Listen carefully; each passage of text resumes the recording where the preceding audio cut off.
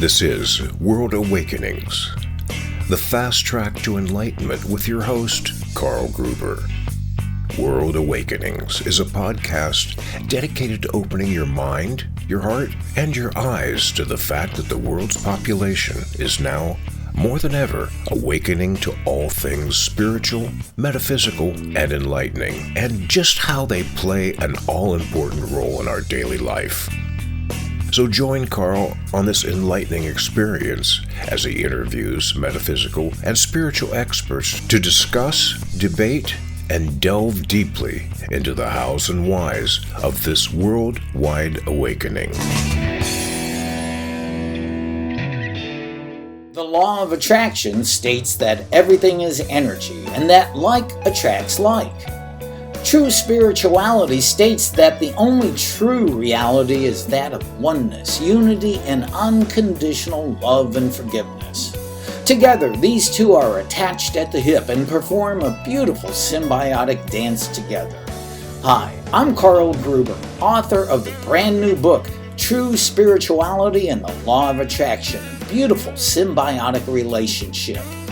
This is a book that will show you how to build a rock-solid personal foundation based on unchanging, eternal, universal truth that shows you how to become a consistent co-creator with the universe to create the life you love to live and live to love.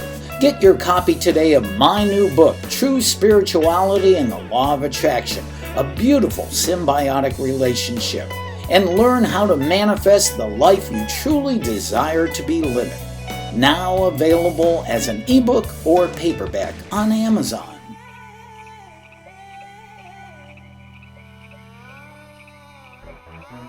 Hey everyone, welcome to World Awakenings, the fast track to enlightenment. I am your show host, Carl Gruber. Now today we are not going to mess around and dive right into our most amazing guest, and we continue our primary mission of finding out why now more than ever the people of the world are awakening to all things spiritual, metaphysical, and enlightening. This is World Awakenings. Grateful to have you here. Now, with that, let me introduce our guest. Our guest is Dr. Amber Mele'ha Wolf, an internationally known teacher, facilitator, author, recording artist, healing intuitive, and the original channel of the Pleiadian Star Mothers. She is a creator of the Lemurian Sisterhood seminars and worldwide sacred circles, Lemurian Shamanism School, and Shamanic Teaching Wheel, an International Kryon team member and presenting partner of Lee Carroll, a Kryon Discovery Series. She has a Ph.D. in holistic science and alternative therapies, and an amazing long list of other certifications. That's right. Dr. Wolf has been inspired to create 9 healing and meditation albums. Her voice brings unique healing attributes that combine with carefully selected music and binaural beats to assist you in your journey of personal empowerment and transformation. And with that, welcome, Amber. We appreciate you being here. Thank you, Carl. It's wonderful to be here. Thank you, everyone who listens, watches in the future, and hopefully goes away with some aha moments.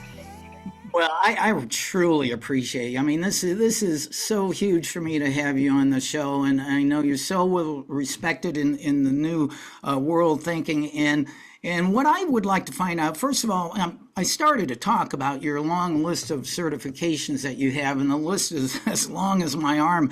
But It shows you how long I've been on the planet, is what that shows you. A long time. Lots of great experience that you can share with us. But, I am curious about the young Amber Wolf, what her earlier life was like. How your life's journey brought you to working with the Pleiadian Star Mothers and forming the Lemurian Sisterhood. Wow. Okay, I'll try to condense it because because it has been quite a journey. I grew up kind of, I don't want to say feral, but we lived on a lake in Connecticut, and when we moved there originally, it was a dirt road. So and I had 3 other siblings, and we were outside all day, every day.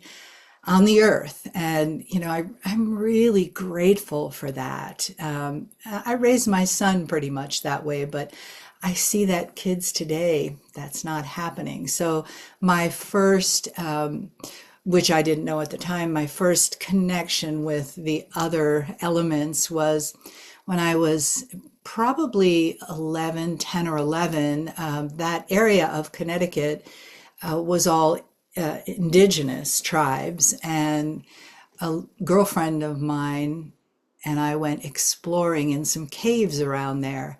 And we found a grinding stone that they use to grind corn on. And the cave, all the rocks there are black. And so inside the cave was really dark, and it took us a while to get adjusted. But that stone was a little bit lighter in color. And I don't know why, other than spirit always has a plan. I went up to it and touched it. I just touched it a little bit, just fingertips. And I went woof out of my body Oh, and had, this watching experience, as people talk about when they have out of the body experience, but also an experience of something even greater than that life, greater than watching that life or that indigenous past life, maybe, but just expansive.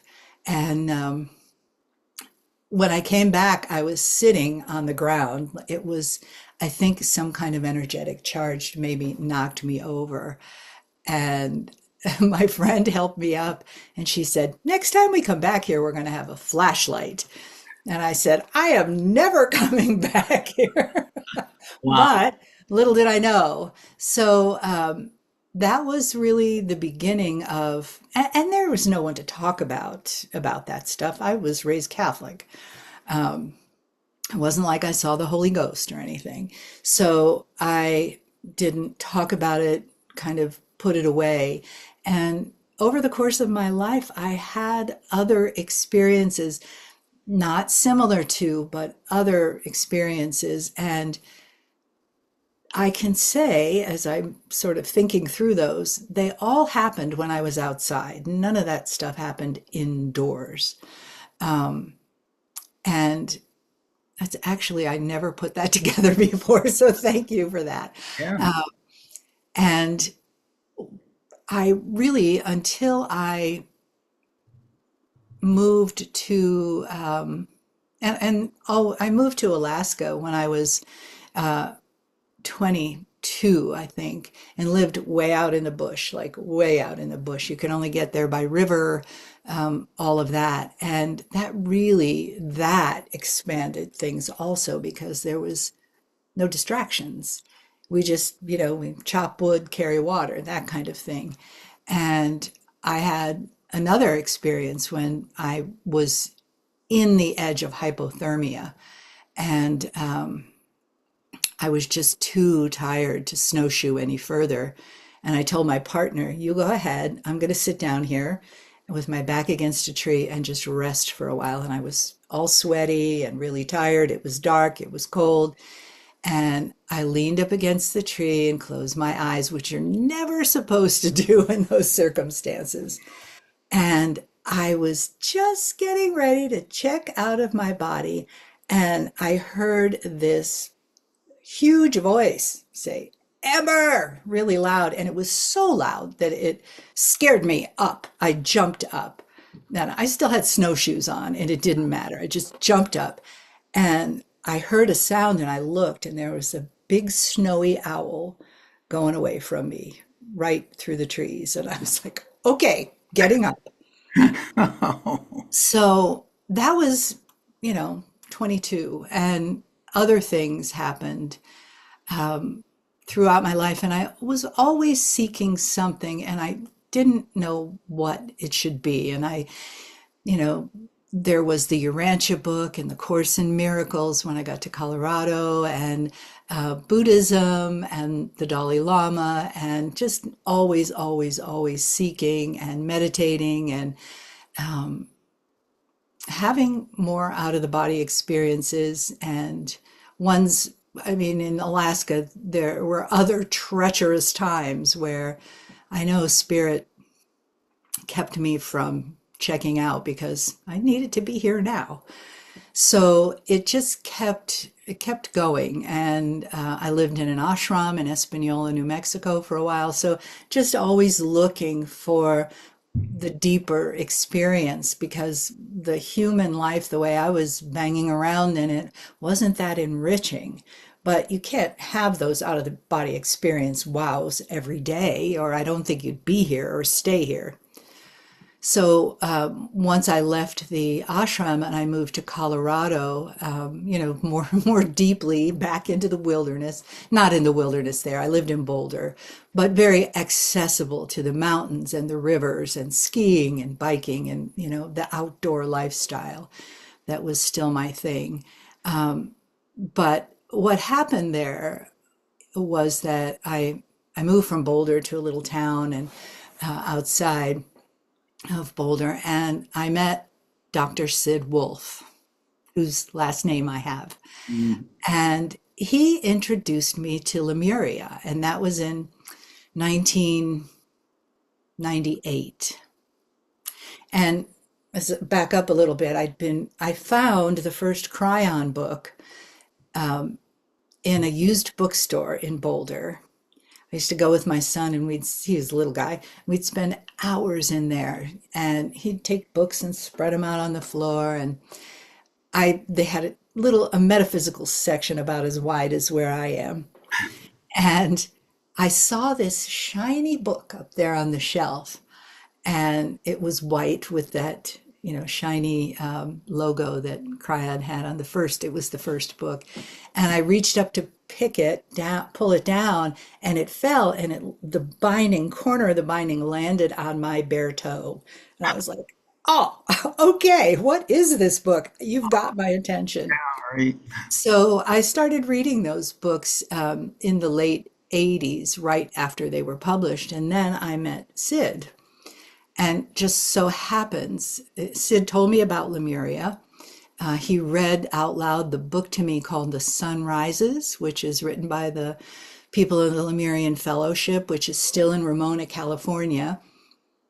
And my takeaway, I never got that place where, oh, I know I was there, I'm getting chills, I was a priestess, or, whatever, I lived near the volcano, Pele, any of that, nothing. What I got out of that was the women were honored and equal to the men. We each had our part that supported the other. And so that was great. I liked that. I didn't go any further with it. Sid had been a part of that Lemurian Fellowship for 14 years. So isn't it interesting? He moved from California. I moved from New Mexico, and we met in this tiny little town in Colorado, so he could introduce me to Lemuria. And he also came from San Diego and knew Lee Carroll. Mm. Isn't that interesting? So in that year, 1998, 99, we drove to Santa Fe and met Lee. And immediately, I just loved him. He's so lovable and funny and warm and honoring and just the most lovely person. And so that was beautiful and wonderful, and didn't really, it never occurred to me while I was reading these books to meet this guy in person. We didn't have the internet to find out where people are and what they're doing, and he really wasn't. So, but we stayed connected, and Sid and his then wife had created a workshop out of one of Lee's books called The Journey Home. And so I went to that and it was a 4-day workshop, and then went to it again the next year because they were in Colorado in a ski area near me. And then the other couple, Sid and his wife, got separated, and the other couple went on to do another mission. And Lee asked me if I would produce the Journey Home workshops. So I did that for a few years. And he also asked me if I would produce him in Boulder. So I did that. So he got to know me, I got to know him, and Sid then we started to go around to different places, and we just made more connection with him. And in 2010, he asked me if I would like to go on the road with him, Lee, and be a part of the teachings that he did to bring the practical along with the spiritual, because he knew that I have that, I'm a double Taurus. If it's not practical, don't even go there. So even in all this metaphysical world, if it's not something practical that can help you in this human life on a daily basis, why do it? I mean, it's a nice vacation in your mind for a while, but then you have to come home. So I started traveling with him in 2010, and in 2011, I had an Akashic awakening, which at the time, I didn't know what it was. It was just an immersion. My massage therapist asked me if I wanted to do, she said, you're wanting a past life regression. She was doing all this muscle testing.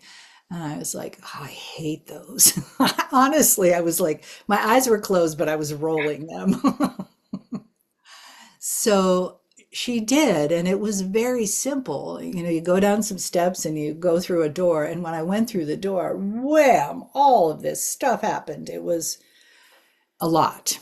And when it was over, I went back up the steps, and I couldn't talk about it. I couldn't even process it. And I called Sid and I said, I just had a session and I'm not okay to drive yet. So I'm going to be a little bit later than I said.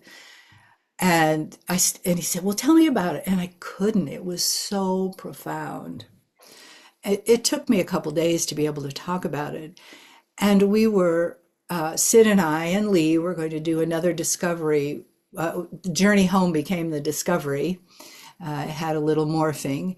And we were doing that in Jacksonville a month later. So the Akashic Awakening happened on 9/9/11.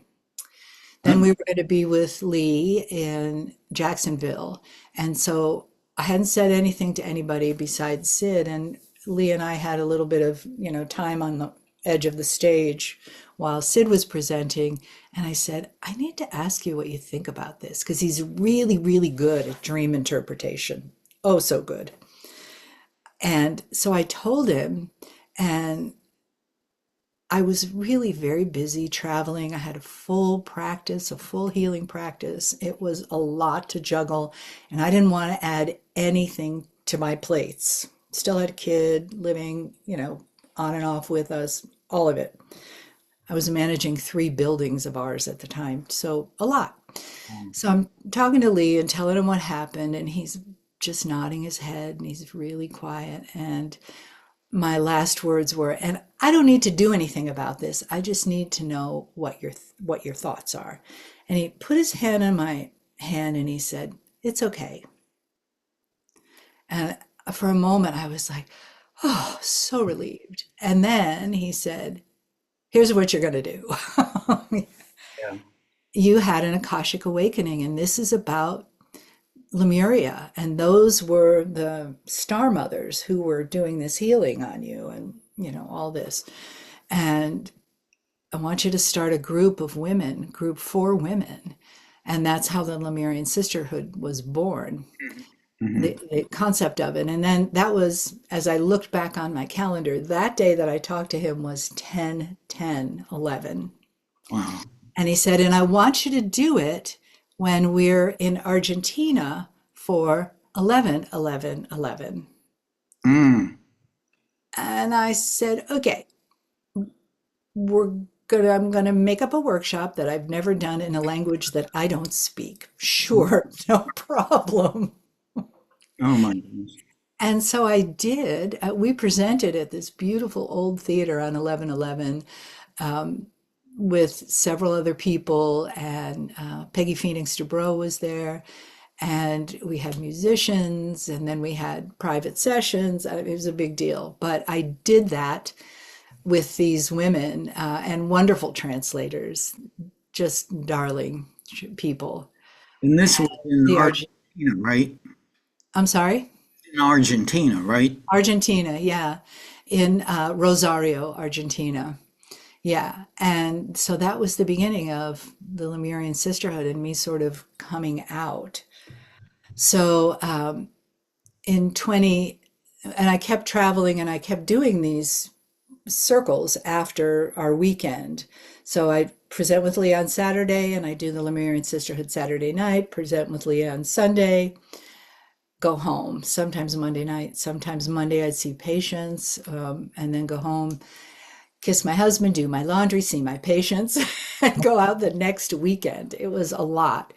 And in 20, let's see, it would have been 2012, I went to the Big Island, no, went to Maui for a big celebration of 12/21, 2012. And there are pictures of that on my website because it was such a pivotal moment. There were about 350 people at this Lemurian Sisterhood out under the stars, and Pleiades was right above it, above us. It was spectacular. So that was December 21st, and Sid didn't come with me. He was kind of tired of traveling. And then I went home. It was Christmas. His kids came. He married his youngest son in our living room with his Wow. beautiful wife. Yeah. So that was December 25th. And then on January 7th, he had a heart attack and passed of 2013. So that was how we started 2013. And I was very grateful that I had such, and I already had an event with Lee scheduled for that weekend. Sid passed on a Tuesday. That weekend, Lee was coming to do his event. And so he came and everybody came, and I had a wonderful team of people that took care of registration. I got a hotel room, even though I live close, and I just stayed in the hotel and because I just couldn't face anybody. And I know they were so kind. And I came downstairs for the channels and to talk to Lee, and my son and his partner came from California to be with me, and so they were there, and that was a great support. And I went back to traveling with Lee and seeing patients while I was traveling, seeing patients at home, and moving out of our big house into an apartment. And I was grieving for about 9 months. And one day I walked out of my little closet and there was a picture of Sid there in my bedroom, and he very clearly said, "This is enough. Enough grieving. I'll always be with you." And so he is. And I started to kind of live my life again, and still traveling with Lee and doing the Boulder events. And so in 2014, when we were doing the Boulder event, I did a Lemurian Sisterhood circle that evening. And Lee asked me, "Would you like Kryon to channel before the meeting?" And I said, "Of course." I mean, who would say no to that? Yeah. I never thought to ask him. I would never have asked him. He's had a full work day.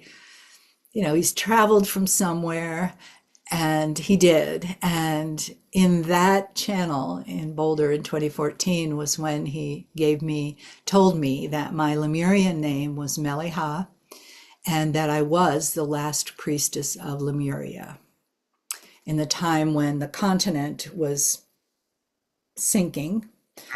Everything was happening above and around it, and it was becoming islands that so many people left, but I and a few people stayed. And so I really was so appreciative of that gift because I felt like much more directed with the Lemurian Sisterhood, and it became a bigger part of my life. And I started channeling the Star Mothers a couple years later, and now that is really what I do. Everything I teach comes from them. And in 2017, we were on the Big Island with an event by my Lemurian brother, John Ryan, who lives in Ottawa, Dr. John Ryan. And he put on this Return to Lemuria event. And while we were there, Lee and Kryon brought through something called the Lemurian Teaching Wheel, which was something the Star Mothers used to teach everybody in a real basic way. It was a 5-spoked wheel. And so that happened in 2017. And there kept being more and more. And there were channels. I was exposed every weekend to Kryon, these channels. A lot of times Robert Coxon, the musician, was there. Dr. Todd Ovakaitis was there. Other guests were there. And I feel like Spirit kept doing, come on, we got more for you to do. You need to, get rid of all this other stuff. I became an expert traveler, I have to say, all over. When I tell people I went to Bogota, Colombia a couple of times there, it was beautiful. It was wonderful. The people are amazing. Yeah. And kept growing that. And then in 2019, one of the events we had a few months before COVID, Lee and Monica said they had something they wanted to talk to me about. And so they came to my hotel room afterwards. And I was kind of like, oh, is this okay? It's going to be good. It's going to be good. And Lee said that, a few mornings ago, he was awakened. He said, I hate waking up at 3 a.m. But it was Kryon waking him up, telling him that he had a project for me that called the Shamanic Teaching Wheel. And this was a wheel for the graduate women, from the Lemurian Teaching Wheel to the graduate women who were ready for a deeper spiritual path. Because it was a society. It wasn't like everyone was, had green skin and they looked like aliens. They were Lemurians who bred with Pleiadians who became divine humans. But they still needed food, clothing, shelter, herbs, ceremonies. They needed all that stuff. And so there were people that graduated the Lemurian Teaching Wheel, could get married, didn't have to get married, wasn't a thing, had children, because everyone was carrying the Pleiadian DNA by then. They could create more people who were going to be awake someday. Mm-hmm. So that became more and more of what was really behind what I was teaching, was those Star Mother teachings. So the Shamanic Teaching Wheel for women, when I presented it, I tried to present it for that after that, and I wasn't getting it. And so I created, the Star Mother said, these 12 classes, so it was a year of classes, one a month, are the foundation of your Shamanic Teaching Wheel. Okay, did that.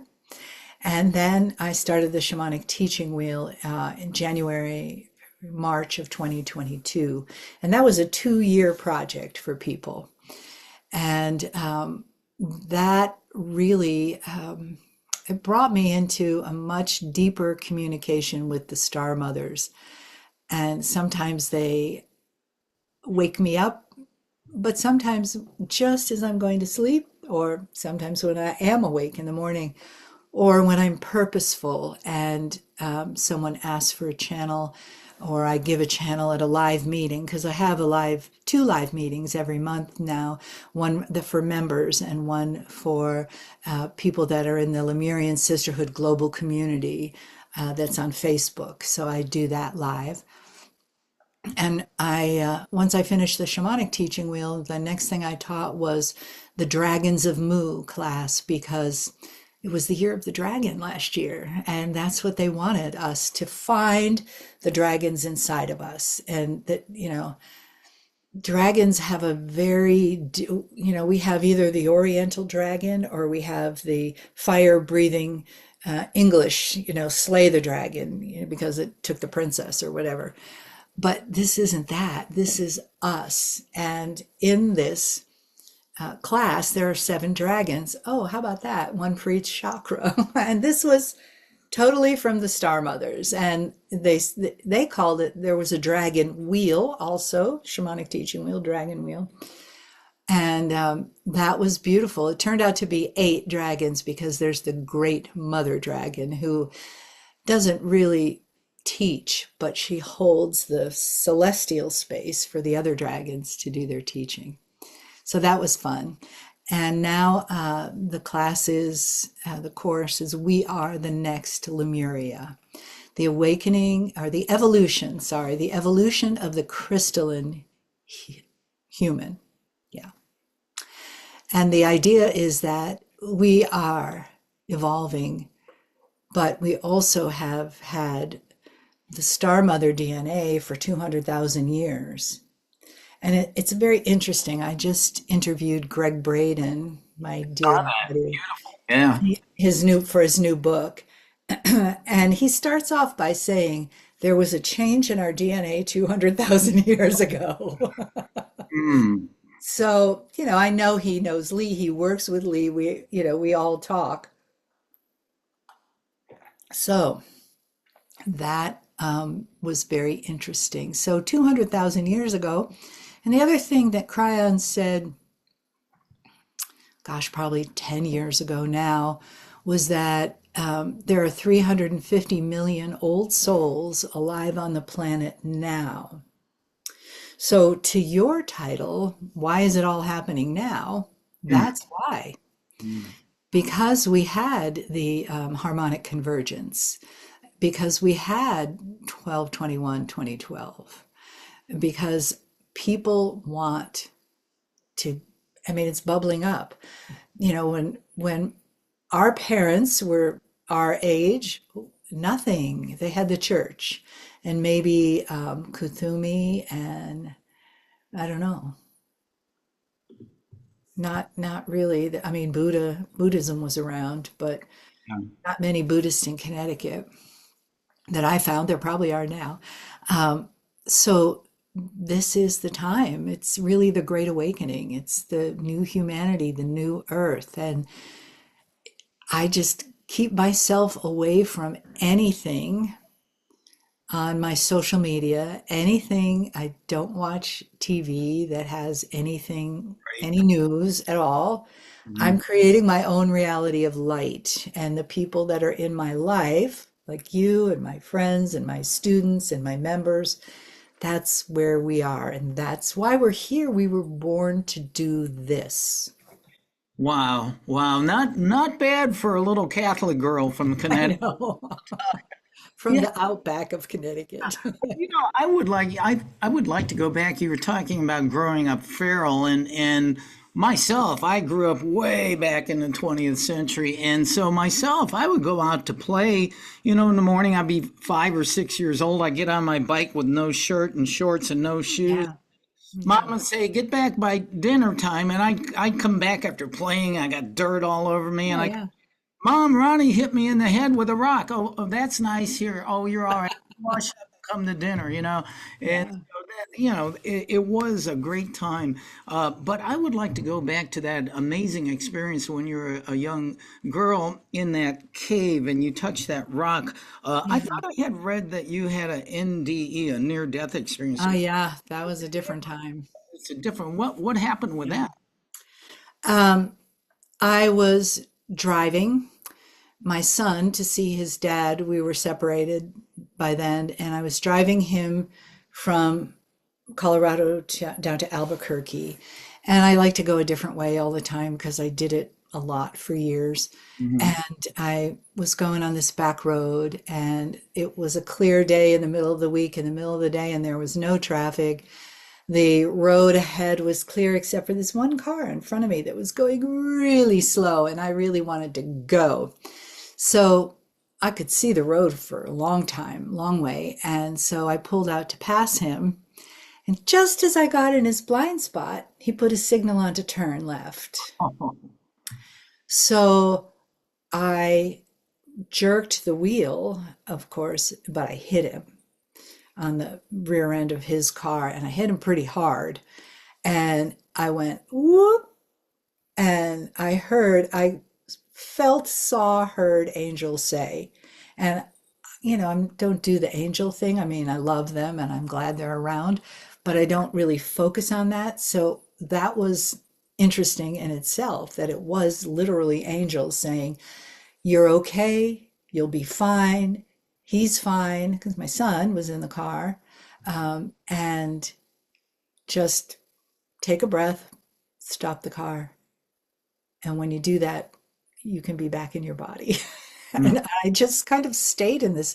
I mean, it was seconds really, but as people say, and I found it true, time just sort of stretches. Mhm. And yeah, it couldn't have been more than 10 seconds at the most, but it seemed like I was just lifted up and I smashed my head really hard on the windshield, really hard. I had taken my cross belt off because it was bothering my neck, so there was nothing to stop me. This was a long time ago, in 93, I think, no airbags. And I thought I was going to go through the windshield. I thought I was going to, the car was going to, all this stuff, as well as these voices saying, "You're okay. Just do this, steer to the side of the road." And then I just laid back for a minute and let my body come back together. It's amazing that nothing more happened. I'm sure I was going 65 or 70 when I hit him because I was passing, so I was going faster. And I really thought I was going to die.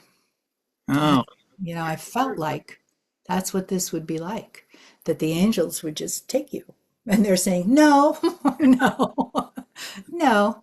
See that kid over there? You have something to do over there." Yeah. wow, what an experience.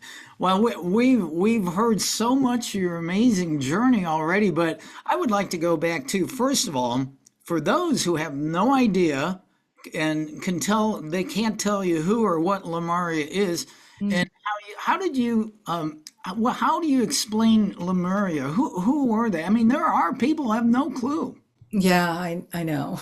And most people think it's Lemuria, Atlantis, like that. Right. And it's definitely not at all. Completely different. And so Lemuria was a continent where the Hawaiian Islands are now. And there are many thoughts about what the outline of that was. Some people think it took Japan as part of it, some New Zealand, some down to Easter. And we don't really have a way to prove that unless we ask somebody up there and they give us an answer. So it was a small continent in the South Pacific, and many of those islands were part of it because they were there. They were part of the landmass, and it was inhabited by humans who could reason and heal themselves and each other. They fished, they grew things, they had a way of speaking, they had medicine and midwives and birthing pools and healing, and they believed that they came from the stars, and the Pleiades was that. And when the Star Mothers see, they can see such a big picture. They've told me that they call it a matrix of energy, of communication, of all that is. They see this matrix that overlays everything. And that matrix changes as humanity changes. Every time someone uses free will and makes a decision, a little blip happens in the matrix, adjusts. So they could see what was here and what the future was, because humanity in between 200,000 years ago and now was not that great. Yes, we had the Renaissance, and yes, we had all kinds of things that were positive, but we also had a lot of genocide, right in this country. We had that. And all over the world, we had power over structures. We had burning of people who didn't believe the way we did. We had pestilence because we didn't know about washing our hands. And so here were these people on an island a continent who knew the cause and effect of sanitation and taking care of each other, living in community. It really does take a village, and they proved that.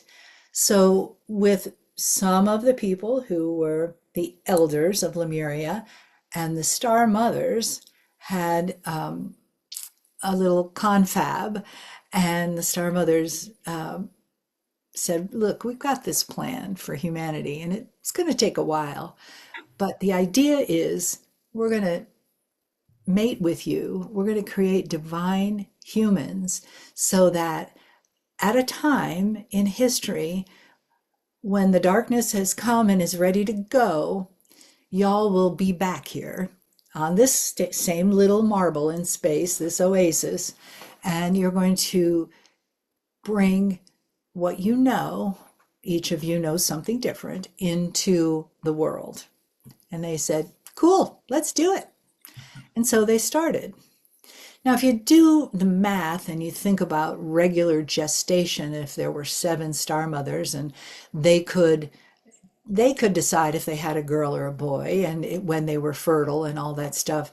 So there's not really a way to practically wrap your head around how long it took to create a whole race of these divine humans. But the idea is 350 million are alive now. How many does it take in 200,000 years to keep making those people like us that are divine humans? And so Lemuria as a continent stayed the same, but the Star Mothers, because of this matrix and their ability to see into the future, they knew that it wasn't going to last, that they had a window, and that they prepared people for that window, for that time, by teaching them about the stars and star steering by the stars, because they were going to have to leave. So, they had a very subsistence lifestyle, and then they started teaching what the Star Mothers were teaching them with the wheels, with the Shamanic Teaching Wheel, with the Lemurian Teaching Wheel. There was a birthing teaching wheel, and a fishing. They really were quite well adapted to their outside life. And I think that's why the Star Mothers chose them, because they were not in want of anything. They had food, clothing, shelter. They were connected to their spiritual, sky, and they had celebrations for the seasons, for births, for deaths.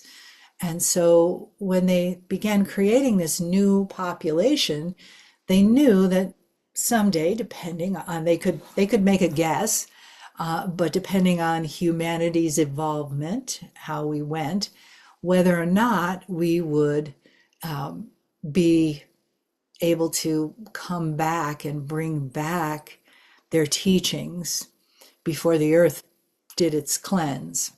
So here we are, and we're in time, and that's a really good thing. Wow, another fantastic story. Well, for those listeners and viewers who do know about the Lemurians, many people associate it with this mountain in Northern California called Mount Shasta. Why there? And can you talk about Mount Shasta and the Lemurians, please?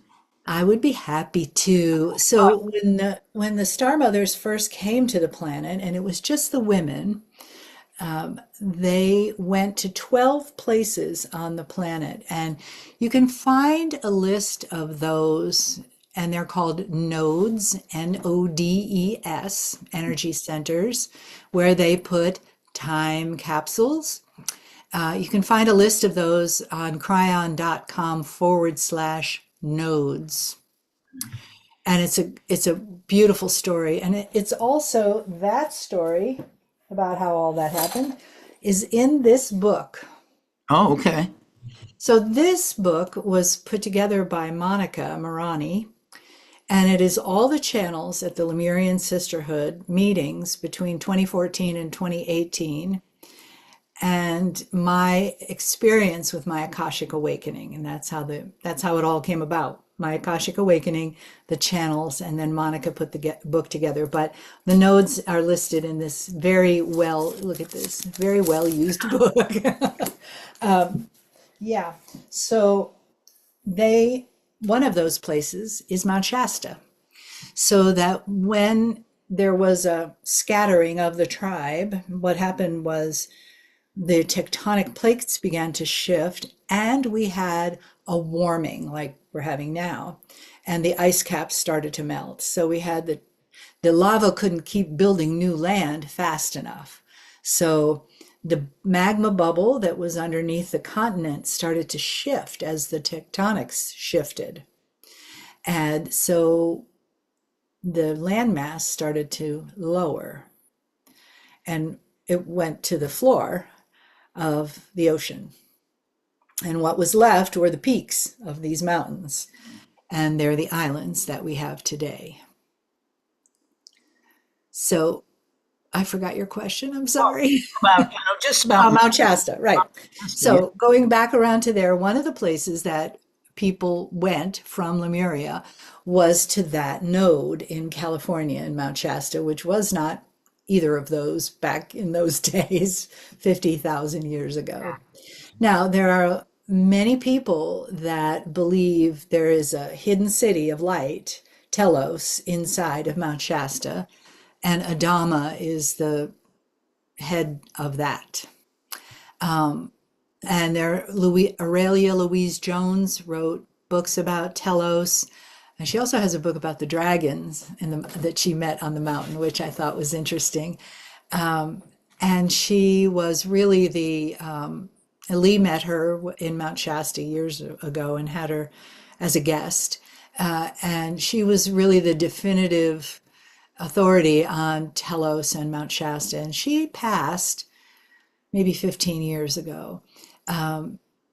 My first experience of Mount Shasta was on my birthday in 2011, and that was the first place Lee and I went for an event, to produce an event.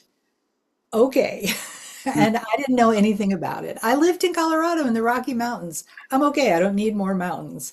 However, we were at a golf resort, I think. Yeah, Mount Shasta Resort, it's called.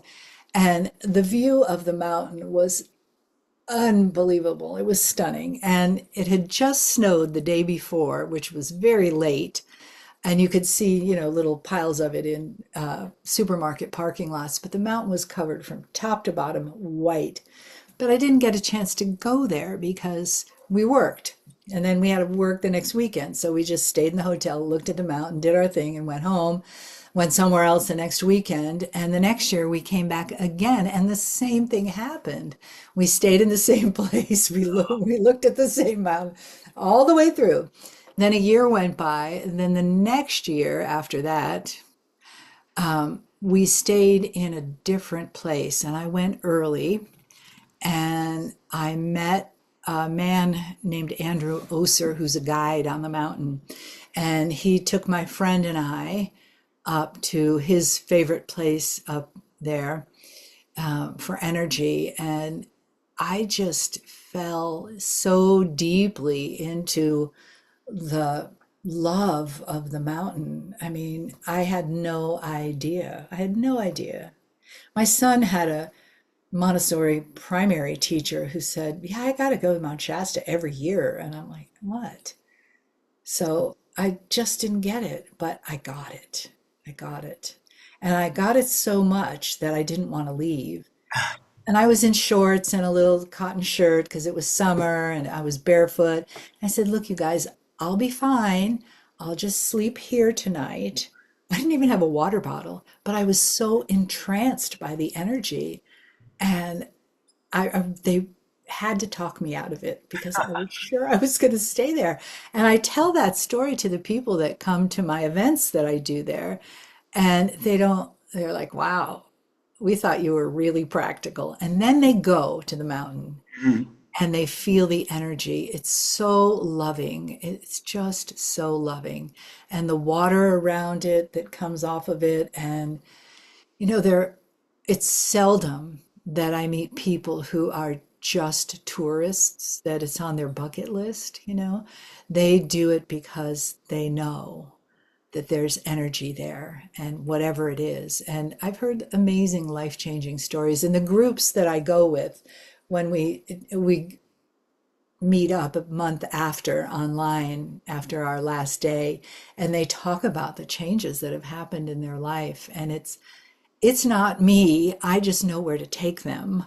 And I know how to connect to the Star Mothers and to the dragons this last time. This next time, we were leaving this last time, the Star Mother said to me, you're coming back next year and you're going to find the ley lines on this mountain that no one has found before. Okay. I mean, I don't douse. It's great, but I don't do it. But I guess I will be. Wow. Well, we're talking to an amazing Amber Mele'ha Wolf, and time is just flying by here. It really has, hasn't it? Got a few minutes left here. Try to keep this around an hour, and oh my gosh, what was it? Oh, you yourself. Do you channel in the classic trance channeling sense, or in another way? I would say I am a semi-conscious channel. There are many times when I finish with a feeling, like wow, or oh no, homework, or I need a nap, but I finish with a feeling, and I don't usually remember, especially what was at the beginning, what they said. But someone can ask a question like, that part where they said da da da da da, and I'll go, yeah, what about it? And I can elaborate, but I am not conscious of what they're going to say. Okay. Yeah. Yeah, I was just curious about that, but after being around Kryon all the time, I don't know about that. Finally, if after talking to you about all these amazing and otherworldly things that you know and practice, what would you say to someone right now, right here, who has no clue on any of this and thought it was just all fantasy, but they're now ready to open their heart and mind to it all? Well, I think that's a beautiful question. I think opening our hearts is really, that's what's happening now. And that was the primary teaching of the Star Mothers, was compassion. And as we learn to have that for ourselves, and even the Dalai Lama says that, you have compassion for yourself first, and then you can have compassion for others. I feel like if we don't have that, it doesn't matter what we do. We'll just come back to that place of, we're just the same. So to move that energy into self-love and self-compassion, self-honoring, all of those things, that's what the Star Mothers taught us. Because when we do that for us, it happens to other people, for other people, from us. And if they wanted to explore this more, I'm just going to pick this book up again, because Monica did a really good job putting things in order of how it happened in this book. And she also brings in Kahuna Kale Iliahi and Dr. Todd Ovakaitis, who are both Lemurians. And it's an audio book too, and it can take you through it really in a way that can help you explore the possibility that there was Lemuria, we came from Lemuria, and we're creating the next Lemuria. Wow, just awesome. And I hope the viewers and listeners who heard that, saw that, take it to their heart. Well, we're going to wind up here.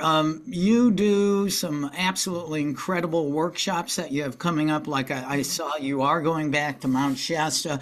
In September. What is your website, and is that where people can find out about these? Yep. AmberWolfPh.D.com. Okay.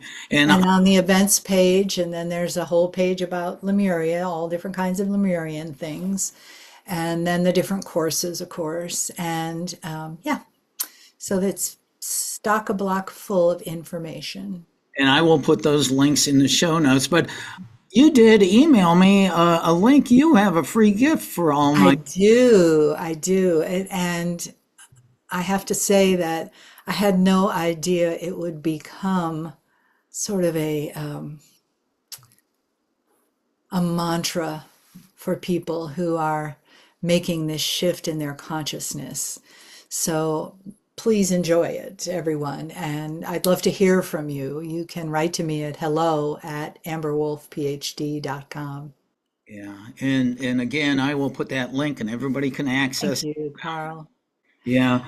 Well, Uh, it's been lovely spending this time with you. I really appreciate that you are growing so much. It's just amazing and wonderful. And this is the time. This is what we're here to do.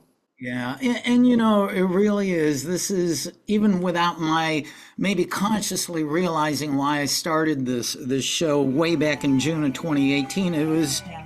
I just knew it was time. It was like you know this is what you're supposed to do, and we are blessed to have you on here, Amber. Thank you, thank you, thank you, thank you, thank you. And Oh, Carl, thank you so much.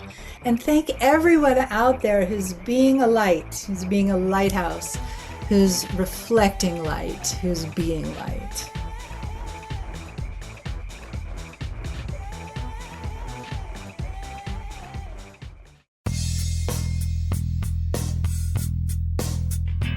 This has been another episode of World Awakenings, the fast track to enlightenment with host Carl Gruber, a certified law of attraction life coach. We welcome you to tune in to each and every episode of World Awakenings as we open your mind, your heart, and your eyes to the fact that the world's population is now, more than ever, awakening to the truth of all things spiritual, metaphysical, and enlightening, and just how much they play an all-important role in our moment-to-moment daily life. Much love and light to you, my friend, and thank you for tuning into World Awakenings.